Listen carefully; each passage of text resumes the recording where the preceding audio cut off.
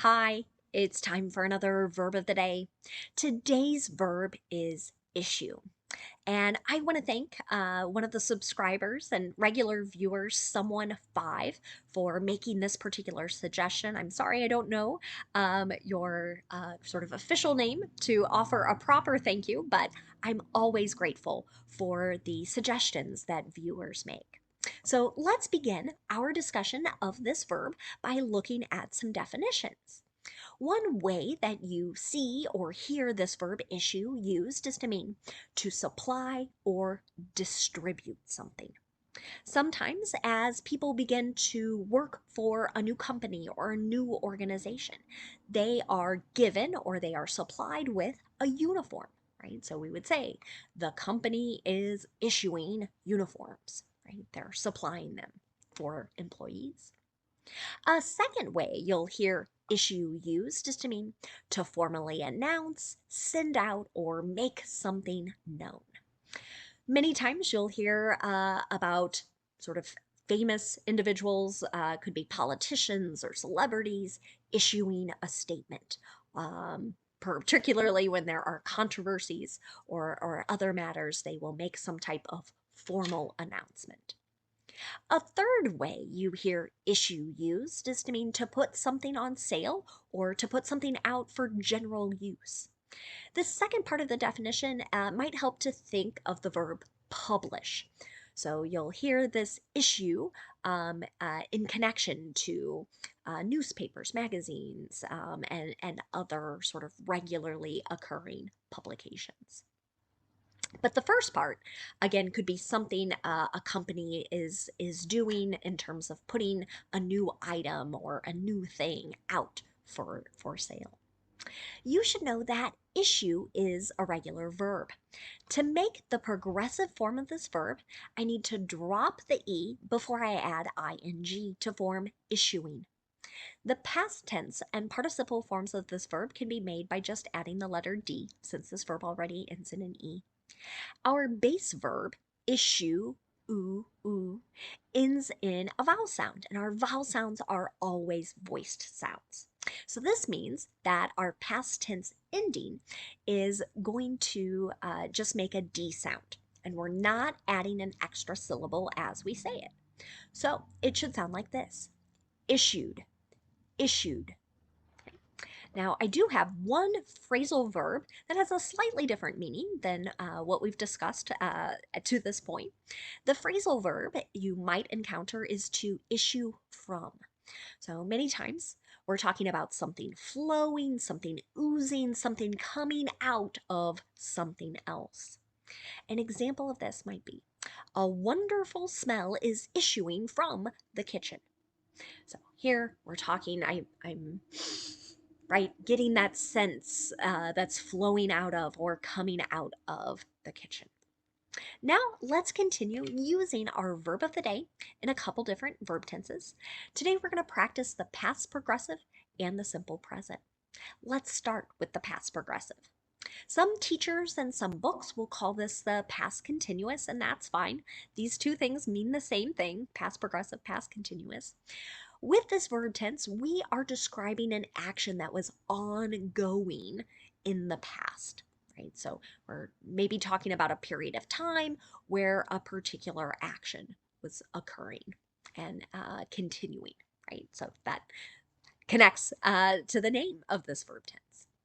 To form the past progressive, I need two parts, and this is why I like using past progressive. The two P's in the name help me remember I need two parts. So in the past progressive, I'm going to use a past form of be.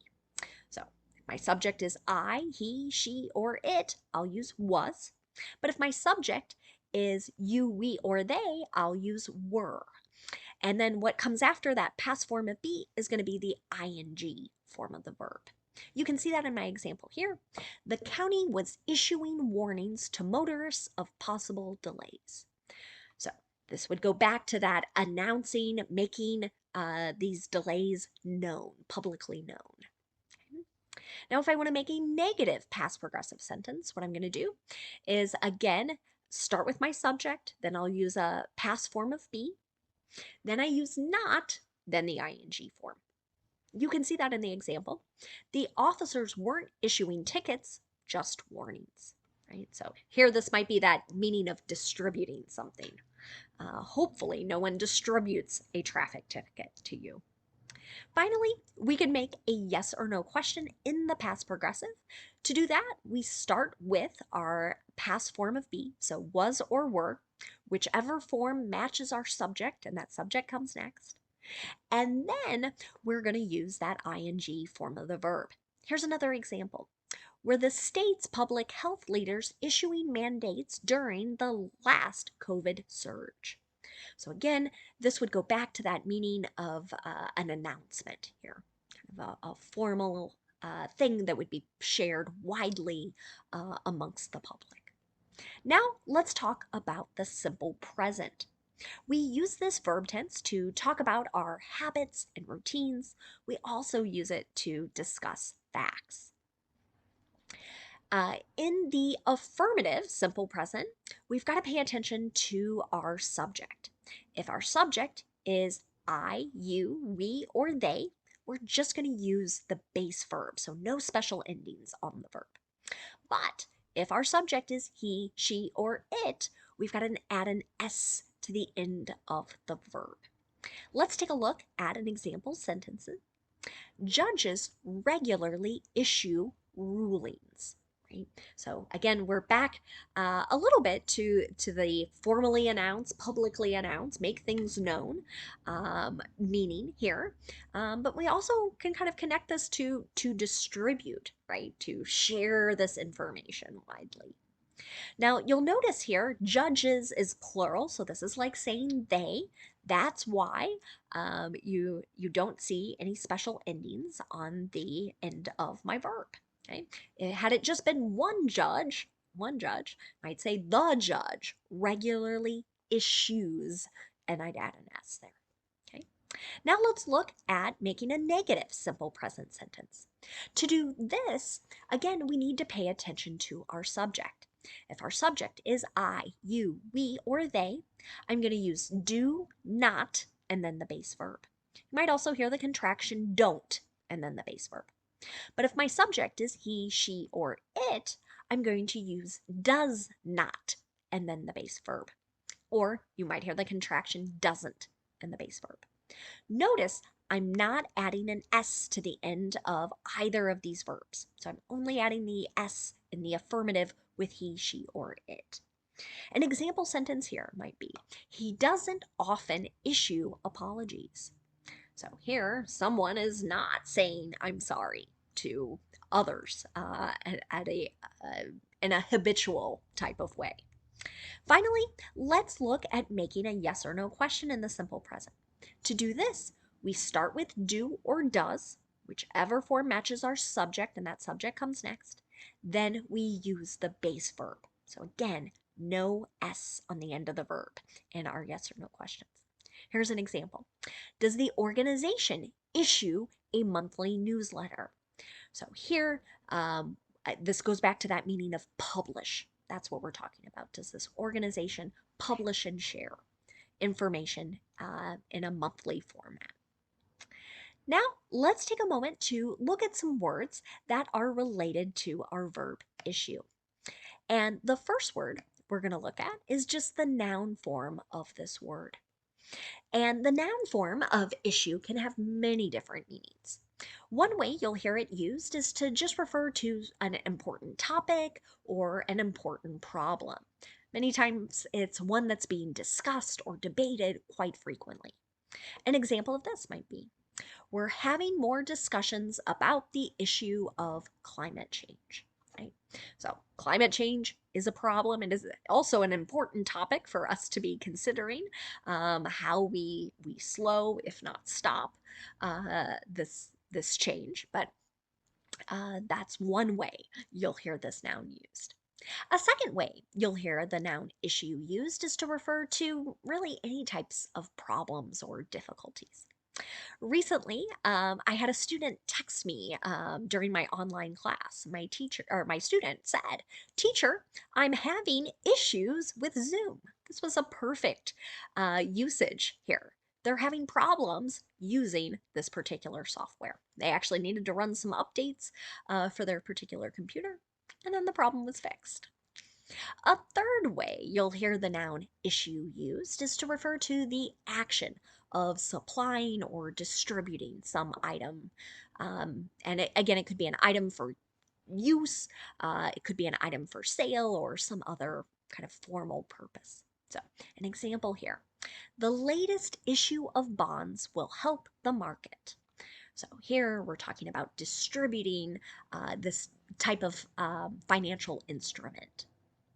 A fourth way you'll hear issue used is to refer to each one of a regular series of publications. So, an example here: have you seen the December issue of the magazine? Right? So, many magazines are published one time a month. Sometimes fewer are less often than that, but this question is asking about the particular publication that was released in this month. The last way you might hear the noun issue used is really in a more formal and legal way. So, when you see this in connection to law, many times it's referring to one's own children. So, an example here: he passed with no issue.